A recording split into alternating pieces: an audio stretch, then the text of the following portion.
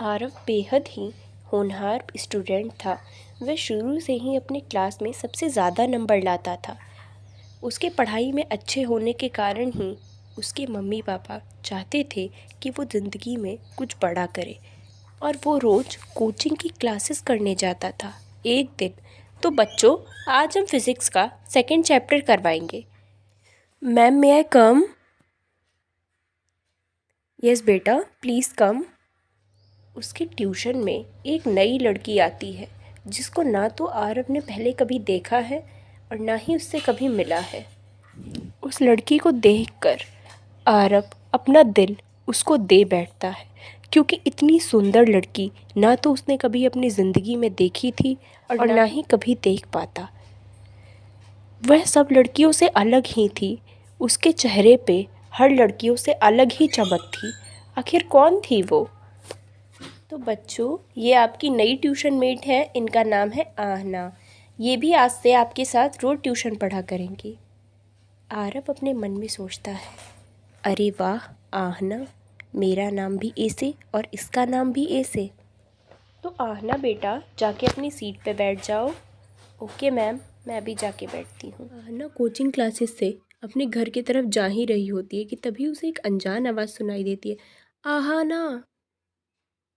और पीछे देखती है तो उसकी ट्यूशन मेट ही उसके पीछे भागता भागता आता है।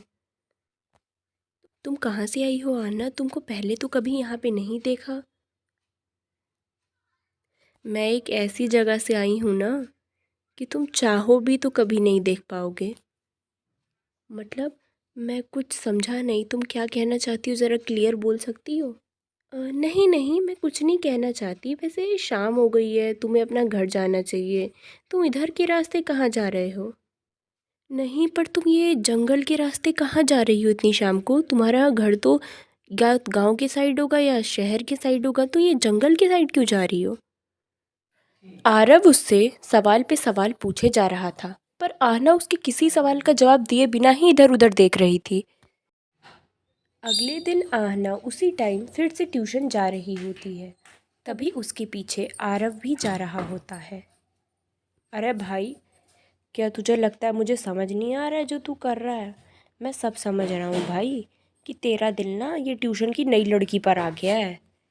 अरे भाई, तू समझ ही गया तो मेरी मदद करवा देना भाई इससे बात करवाने में।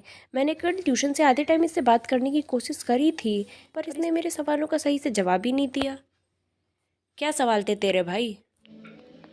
पर भाई, तू बुरा मत मानना, ये लड़की मुझे सब लड़कियों से अलग ही लगी। इसके बोलने का तरीका, इसकी चाल चलन, और ना ही ये पता कि इसका घर कहाँ पर है। हाँ भाई, मैंने भी इससे कल पूछा था कि ये कहाँ पे रहती है, पर इसने कुछ बोला ही नहीं।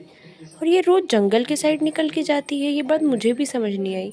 अरे पर कुछ भी हो भाई, मैं तो इससे प्यार करने लगा हूँ, मुझे लगता है। तू बस मेरी इससे बात करवा दे। ये सब छोड़ के ये कहाँ रहती है, कहाँ से आई है, इस सब से हमें क्या लेना देना है। बस प्यार में ये सब थोड़ी ना देखते। अगले दिन फिर आहना गांव के उसी रास्ते से ट्यूशन जा रही होती है। तभी उसे पीछे से एक आवाज़ आती है, आहना। वो, मुझे तुमसे कुछ बात करनी थी आहना।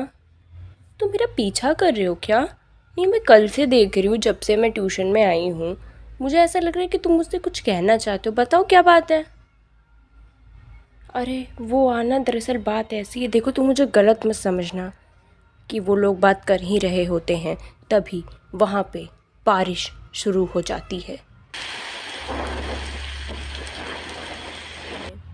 बारिश होने के बाद आरव ज़मीन पे इकट्ठे हुए पानी में एक ऐसी चीज़ देखता है जिसे देखकर उसकी रूह कांप जाती है, क्योंकि उस पानी में तो आहना की परछाई ही नहीं दिख रही थी।